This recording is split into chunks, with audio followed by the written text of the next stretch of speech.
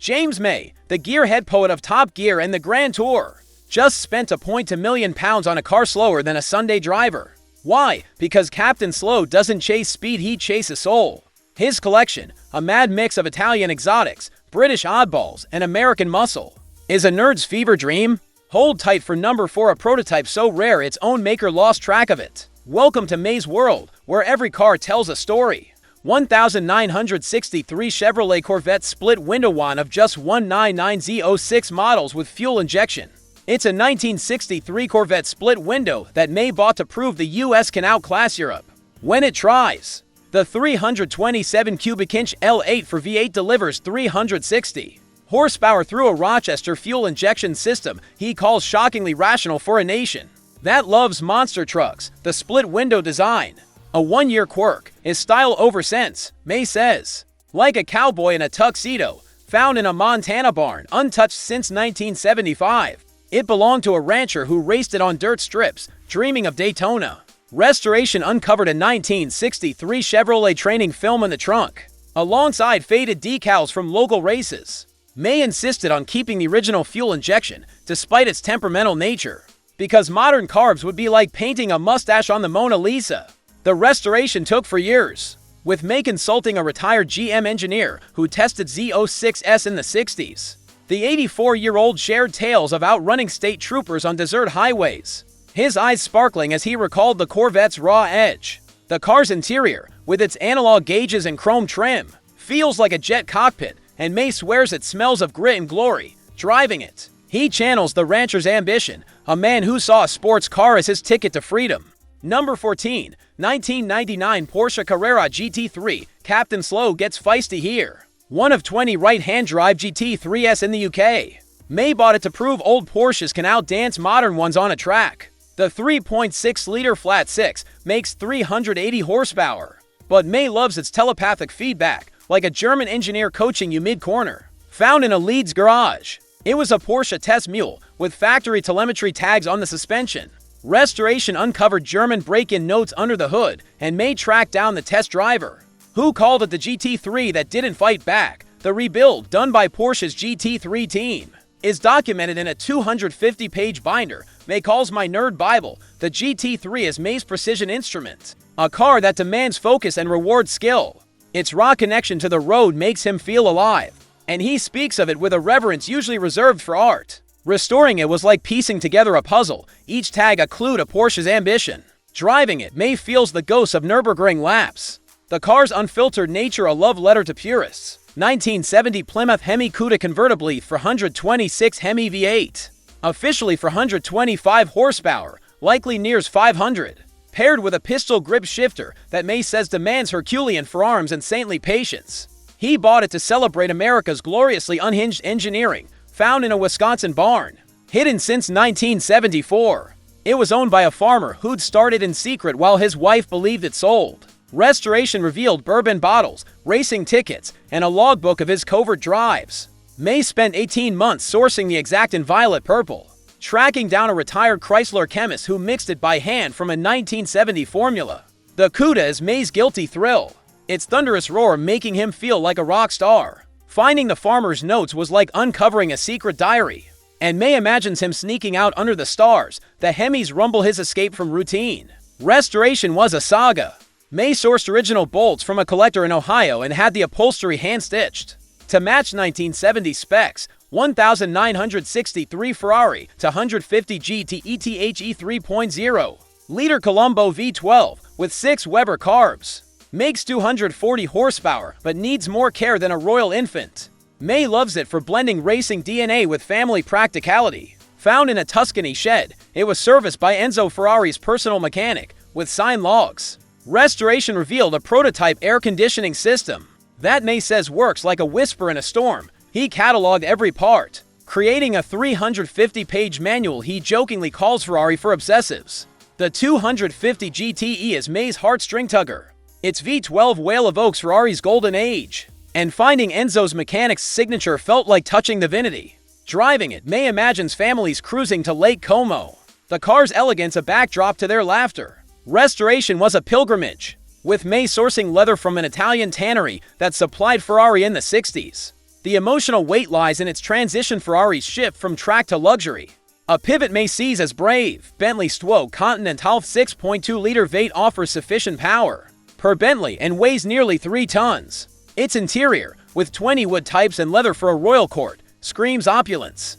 Found in a Cotswolds barn, it belonged to a duke who logged trusted valets. Restoration uncovered Rolls-Royce radiator test logs from Provence, tucked in the spare wheel well. May sourced the original Herd's leather and had the carpet rewoven to 1959 specs. The Bentley is May's sanctuary, its stately glide evoking a world of manor houses and high tea. Restoring it was a quest, with each log a glimpse into Rolls-Royce's ambition. May imagines the Duke, sipping gin in the back, and feels a duty to preserve that elegance. Driving it, he's a time traveler. The car's silence a balm for his soul. Ford Mustang boss for 129 May calls this America's war on physics, one of 859 built. He bought it to counter Clarkson's muscle car disdain. The 429 cubic inch V8, officially 375 horsepower, is what May describes as enough to tilt the planet. Ford modified the chassis to fit the beast, relocating the battery to the trunk. Found in a Nevada junkyard, it was a NASCAR test car, with engineer scribbles on the firewall.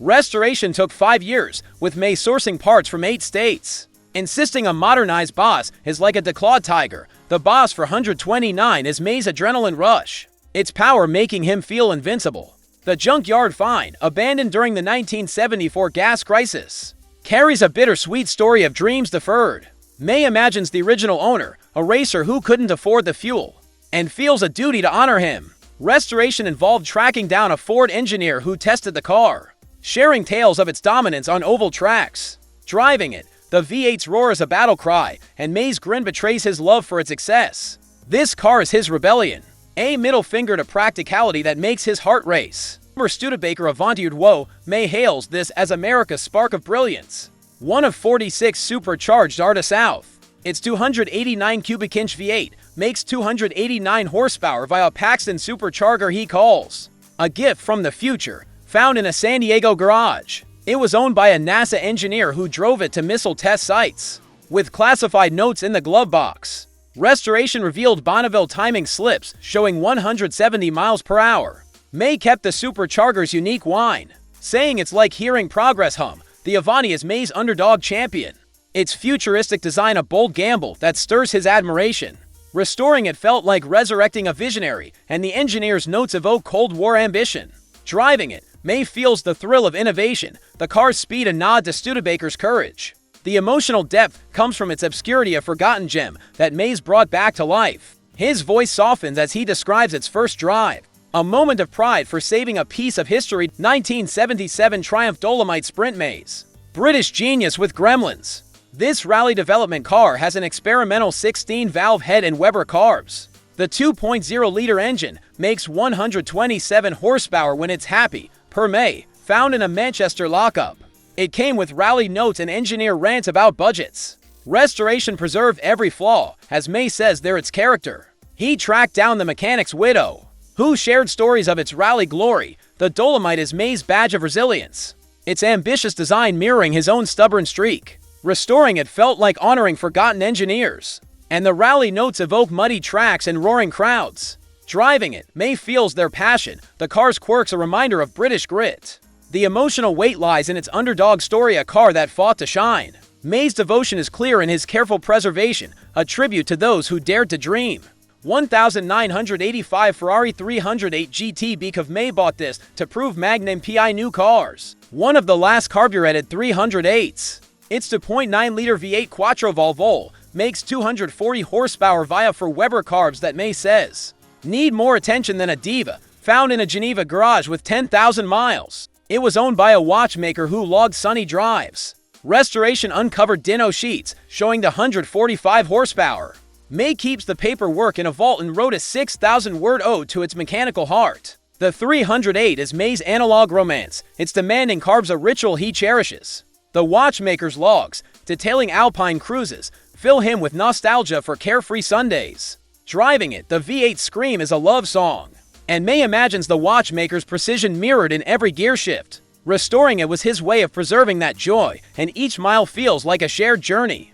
The emotional pull is in its simplicity, a car that demands effort but rewards with soul, making May's heart sing. 1969 Lamborghini Espada out of 176 Series 1 Espadas. It's painted in a bronze he loves for its anti-supercar nerve. The 4.0-liter V12 makes 3 to 5 horsepower via 6 Weber carbs that May says need a therapist and a trust fund. Found in a Verona barn. It was owned by a poet who wrote a 250-page ode to it. Restoration uncovered a prototype A/C system that cools like a breeze in a desert. The Espada is May's quirky love, a supercar with family space that makes him chuckle. The poet's ode, found in the glove box, stirs his heart, a testament to art in motion. Driving it, the V12's roars a debate between power and practicality, and May loves the irony. Restoring it was his way of keeping that poetry alive, and each drive feels like a verse. The emotional pull is its contradiction, a car that's both wild and tame.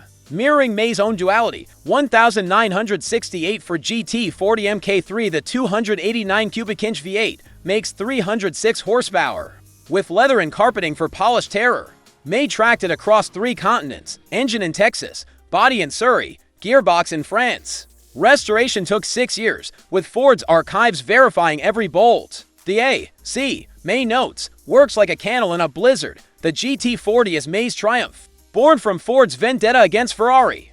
Its history fills him with awe, and reassembling it was like solving a mystery. Each piece a tale of grit. Driving it, the V8's roar is a war cry, and May feels Ford's defiance in his bones. The emotional pull is its legacy, a car that won against the odds, making May feel like a warrior preserving its glory. His meticulous care shows his reverence for its story. 1973 Alfa Romeo GTV 2000 May's Italian Tempest. This high-compression GTV has lightweight panels and a 2.0-liter twin-cam, making 130 horsepower. Its Dell'Orto carbs need clockmaker precision, and the electrics work when Italy's feeling generous. Found in a Naples workshop. It was owned by a violinist who raced it between gigs, with sheet music in the trunk. Restoration revealed a prototype ignition system, swapped for points to stay true alpha. The GTV is May's passionate affair, its flaws and charms a stormy romance. The violinist's music, stained with espresso, evokes late-night drives through Rome. Driving it, May feels the urgency of those races. The car a partner in art, restoring it was a labor of love, preserving a slice of Italian drama. The emotional weight is its spirit, a car that demands but rewards, making May's heart pound with every rev. Rolls-Royce Silver Cloud IIITHE 6.2-liter V8 offers adequate power, and every panel was handcrafted. Found in a Yorkshire manor, it belonged to a baron with notes on trusted chauffeurs. Restoration sourced leather from the original herd and carpet woven to 1963 specs. With craftsman signatures in the doors, the Cloud is May's haven, its elegance evoking a world of lords and ladies. Restoring it was a quest, each signature a link to artisan's pride. May imagines the baron's grand outings, and driving it feels like stepping into history. The emotional weight is its permanence, a car that carries Britain's soul. May's care, from matching the wood grain to visiting the leather farm, shows his love for its legacy, a duty that humbles him. 1967 Ferrari 330 GT3 of 3 with prototype A/C and soundproofing. Its 4.0-liter Colombo V12 makes 300 horsepower via 6 Webers that May tunes. Like a paranoid jeweler, ordered in subtle gray by a Milanese magnate. It came with test driver notes grumbling about its too soft ride. May drives it to the shops, logging every trip, and wrote a 20,000-word essay on its perfection. The 330 GTC is May's soulmate. Its restraint a rebellion against Ferrari's flash. The magnate's choice of gray speaks to quiet confidence, and May feels that pride in every drive. The V12's wail is a love song, and restoring it was his way of honoring that vision. The emotional weight is its subtlety, a car that whispers excellence, making May's heart soar. Each mile is a celebration of understated genius. 1957 BMW 507, one of 250 to made. It was a press car driven by Fangio and Moss. The 3.2-liter V8 makes 150 horsepower. But its exhaust note is Wagner conducting gears, per May, found in a Zurich vault. Untouched since 1978, it took 6 years to restore, with a 90-year-old BMW worker recalling its assembly. Every curve was hand-formed, a labor that nearly bankrupted BMW. The 507 is May's muse. Its beauty a reminder of art over profit. Its history driven by legends makes him feel like a curator of dreams. Restoring it brought tears, especially hearing the workers' memories. Driving it, the V8 song is a symphony, connecting May to a golden era. The emotional pull as it sacrificed BMW's near ruin for beauty.